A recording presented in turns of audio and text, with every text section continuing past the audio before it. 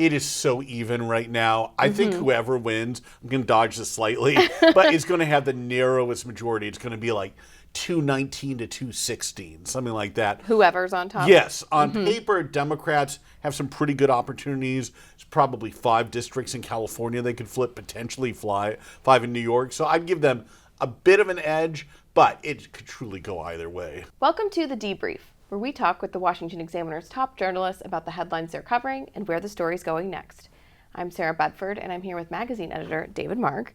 And David, Democrats are starting to eye, of all places, to red states, Florida and Texas, for Senate races, now that the map is looking kind of increasingly unfriendly to them. Are these realistic plays? Yeah, this is as Senate Democrats are desperately trying to hold on to their majority, which right now is 51-49. Democrats already have a tough time in Ohio, where Democratic Senator Sarah Brown is trying to hold on. The real problem, though, is Montana. Senator Jon Tester up there, he's been there since 2006, but he's facing a tough Republican opponent. He's probably going to lose, which has the Democrats eyeing anywhere else they potentially could get their hands on. And as you mentioned, Texas and Florida is what they're looking at. The problem is those are mega states. Texas, the second most populous state, Florida, the third most populous.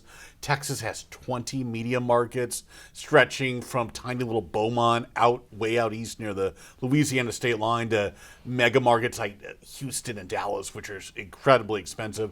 Florida has 10 media markets, which are a little bit more affordable, but still really expensive in Miami and Jacksonville and elsewhere. So it is a tough slog for Democrats. So Republicans have in the past had something of a candidate recruitment issue. Yes. That was an issue in the midterms, which is why we have a 51-49 majority, right?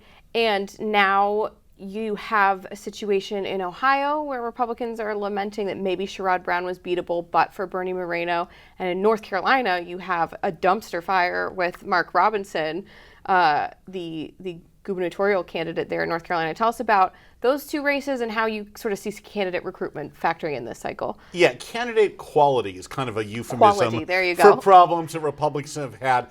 Getting people, it's really their supporters who vote for these people in primaries are really excited about them, but they're just weirdos and they have no chance. I'm not saying they're right or wrong on the issues or whatever, but they don't appeal to the general election audience, and it allows Democrats to portray them as these crazy far-right fringe figures. In some cases, there may be some elements of truth and some less so, but that's irrelevant. It's politics. Anyway, yes, Ohio is one Republicans have been targeting.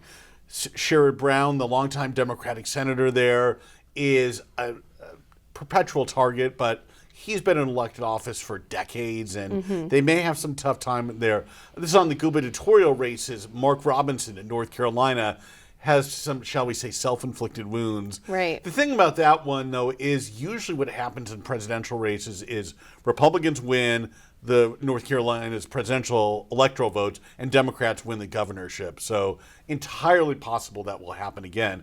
Whether we see something like that in Texas, where Ted Cruz is up, or Republicans, Rick Scott in Florida, that's an open question. And then in Arizona, was that considered a potential pickup opportunity before Kari Lake? Would you throw her into that sort of bucket of potentially less electable Republican candidates? Yeah, I think there's a few things going on there. One is Kari Lake, the 2022 Republican gubernatorial nominee who narrowly lost, but then made a big deal about filing lawsuits and saying that she'd actually won, just making a spectacle of herself. Also, the Democratic candidate, Ruben Gallego, congressman for about 10 years, he came up as kind of a progressive guy, but he's really moved toward the center, and he's done a good job of portraying himself that way.